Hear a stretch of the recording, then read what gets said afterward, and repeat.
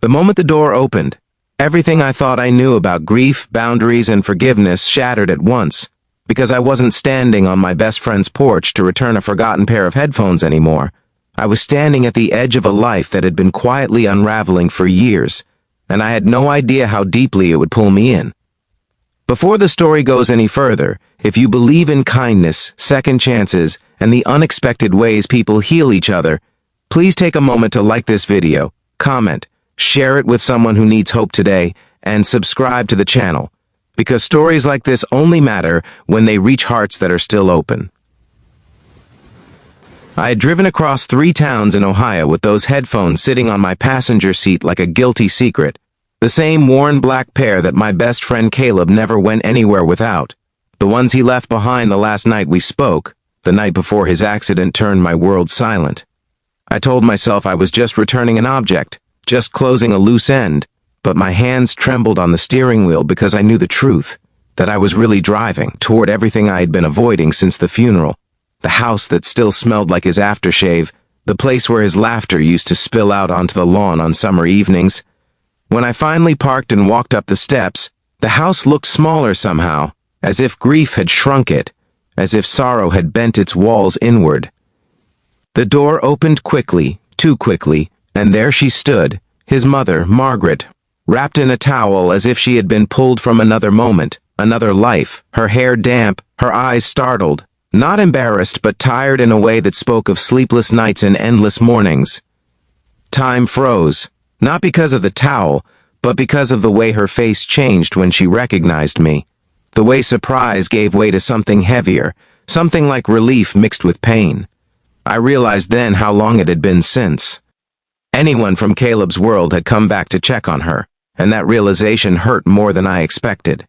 The silence between us stretched, thick and awkward, and I became painfully aware of how intrusive my visit must have seemed.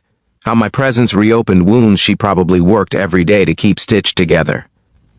I stepped back instinctively, my chest tight, my mind racing with apologies I wasn't brave enough to say out loud.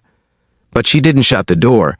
Instead, she adjusted the towel with shaking hands and gestured for me to wait, disappearing briefly before returning in a simple robe, her face calmer but her eyes still stormy, as if she had decided that whatever this moment brought, she would face it. Inside, the house was dim, curtains drawn, dust dancing in thin shafts of light, and every corner whispered his name. I clutched the headphones like a lifeline, finally explaining with clumsy words why I was there, how I'd found them under my car seat weeks ago and couldn't bring myself to come sooner. Guilt washed over me in waves, guilt for surviving, for laughing again, for not knocking on this door until now. Margaret listened without interrupting, her expression unreadable, and when I finally held out the headphones, her hands closed around them as if they were fragile, sacred. That was when something broke in both of us. She sank onto the couch, the headphones pressed to her chest, and I saw the mother beneath the strength, the woman who had lost her only child and learned how to breathe again only because she had no other choice. She didn't cry loudly or dramatically. She simply exhaled long and slow like someone who had been holding their breath for months. I sat across from her, unsure of my place, feeling like an intruder and a witness all at once. The challenge I hadn't expected was staying. Every instinct told me to leave, to escape the heaviness of that room, to return to my carefully managed grief where I could control when it hurt. But something in her posture and the way she clutched those headphones told me that leaving would be another small abandonment. Another door closing quietly in her life. So I stayed. I helped her make tea. I listened as she spoke about ordinary things, the leaky faucet, the neighbor's dog, the way the mornings felt endless. Beneath every word was Caleb's absence, a shadow that never quite lifted. As the afternoon stretched on, the awkwardness softened into something gentler. We talked about faith, about how she still went to church every Sunday even when the hymns made her cry, about how she believed God collected our tears the way others collect memories. Her words didn't fix anything, but they made the pain feel shared, and that mattered more than solutions. I realized how alone she had been, how everyone assumed she was strong enough not to need checking on, and how wrong that assumption was. What changed everything was a small, unexpected moment. While clearing the table, I noticed a framed photo of Caleb as a child, standing beside a much younger Margaret, both of them laughing in a way that felt untouched by time. The sight cracked something open in me, and for the first time since his death, I allowed myself to remember him without flinching.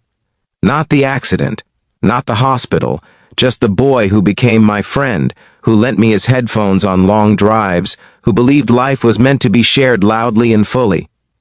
By the time evening crept in, the house felt different, warmer somehow, as if acknowledging the loss had allowed space for something else to enter. When I finally stood to leave, the goodbye was heavy but honest, and I promised myself that this wouldn't be the last visit, that returning an object had turned into returning to a responsibility I didn't know I had. The responsibility to show up for the living as much as we mourn the dead. Driving home, the road blurred through tears I no longer fought. I understood then that healing doesn't arrive all at once, and it doesn't always come wrapped in comfort. Sometimes it arrives at the worst possible moment, disguised as an awkward visit, a towel at the door, a reminder that love doesn't end when someone is gone, it simply changes form. If this story is touching something deep inside you, if it reminds you of someone you've lost or someone you've been meaning to check on, please take a moment to like this video, share it, and let us know you felt it too, because your engagement helps these stories reach the people who need them most. And before this story ends, I have one special request for you. Please comment the name of someone you miss or someone you promise to reach out to after watching this, because writing their name is sometimes the first step toward healing. That day taught me that grief is not a private journey, no matter how much we try to make it one, and that sometimes God places us exactly where we need to be, even when we think we're just returning a pair of forgotten headphones.